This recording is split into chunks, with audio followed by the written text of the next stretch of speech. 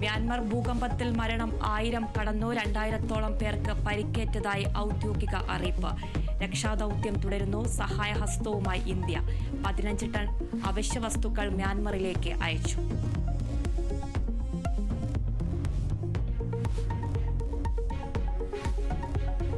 കേരള സർവകലാശാലയിൽ MBA വിദ്യാർത്ഥികളുടെ ഉത്തരക്കടലാസുകൾ കാണാതായ സംഭവത്തിൽ അധ്യാപകന് ഗുരുതര വീഴ്ച.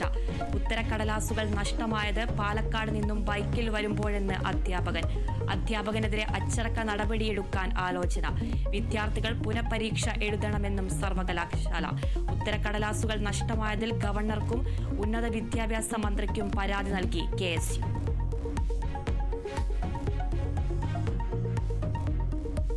തൃശൂർ കൊണ്ടയൂരിൽ മദ്യലഹരിയിൽ മകൻ അമ്മയെ മർദ്ദിച്ചു. പരിക്കേറ്റത് 70 വയസ്സുകാരി ശാന്തയ്ക്ക്.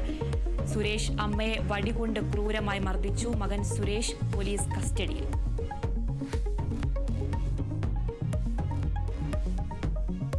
കൊച്ചിൻ റിഫൈനറിയിൽ നിന്നും രാസമാലിന്യങ്ങൾ ജനവാസ കേന്ദ്രത്തിലേക്ക് എത്തുന്നുവെന്ന് പരാതി. രാസമാലിന്യങ്ങൾ കൊണ്ട് പൊറുതിമുട്ടി അയ്യൻകുഴിയിലെ ജനങ്ങൾ. കിണറുകളിൽ അടക്കം മാലിന്യം കലരുന്നുവെന്ന് പരാതി. ദുരിതത്തിലായി 45ഓളം കുടുംബങ്ങൾ.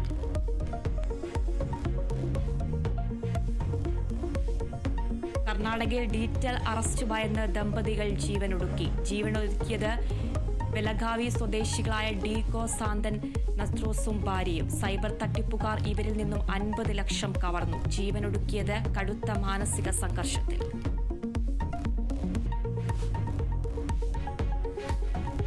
സെക്രട്ടേറിയറ്റിന് മുന്നിലെ ആശാപ്രവർത്തകരുടെ രാപ്പകൽ സമരം 48ാം ദിവസം. നിരാഹാര സമരം 10ാം ദിവസത്തിൽ.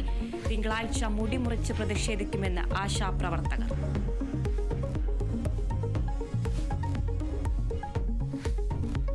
പുലിഭീതിയിൽ തൃശൂർ ചാലക്കുടി. കാടുകുറ്റിയിൽ വീട്ടുമുറ്റത്ത് എത്തിയ പുലി വളർത്തുനായെ ആക്രമിച്ചു. വീട്ടുകാർ ലൈറ്റിട്ടതോടെ പുലി ഓടിമറഞ്ഞു.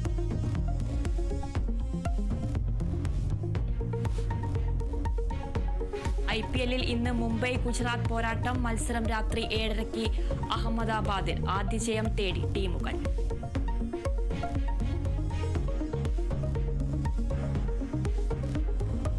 ലോകകപ്പ് യോഗ്യതാ മത്സരത്തിൽ അർജന്റീനയോടുള്ള തോൽവിക്കു പിന്നാലെ പരിശീലകനെ പുറത്താക്കി ബ്രസീൽ.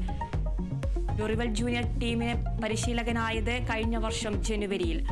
ഡൊറിവലിനൊപ്പം ടീമിന് നേടാനായത് 16 മത്സരങ്ങളിൽ 7 വിജയം മാത്രം.